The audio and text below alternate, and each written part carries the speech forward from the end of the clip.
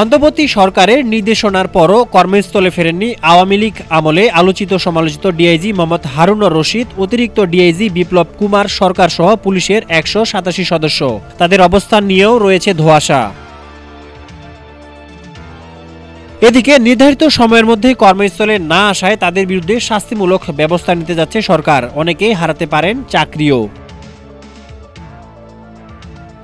২৫০টিরও বেশি design option নিয়ে Walton smart fridge, বোঝে আপনার প্রয়োজন।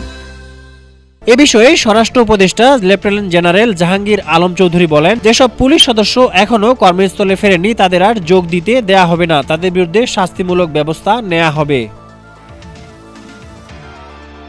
এর আগে ৫ আগস্ট ছাত্র জনতার বিপ্লবে আওয়ামী লীগ সরকারের পতন হলে পুলিশের শীর্ষ পর্যায় থেকে মাঠ পর্যায়ে প্রায় সব সদস্য চলে যায় আত্মগোপনে।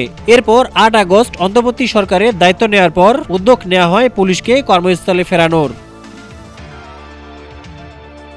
পুলিশ সদর দপ্তর জানায়, গত ১ আগস্ট থেকে এ পর্যন্ত পুলিশের ১ ডিআইজি, ৭ অতিরিক্ত ডিআইজি, ২ জন পুলিশ সুপার, ১ অতিরিক্ত পুলিশ সুপার, ৫ সহকারী পুলিশ সুপার, ৫ পুলিশ পরিদর্শক, ১৪ এসআই ও সার্জেন্ট, ৯ এসআই, ৭ নায়ক ও ১৩৬ কনস্টেবল কর্মস্থলে অনুপস্থিত, যাদের অনেকের নামেই হয়েছে হত্যাসহ বিভিন্ন অভিযোগের মামলা।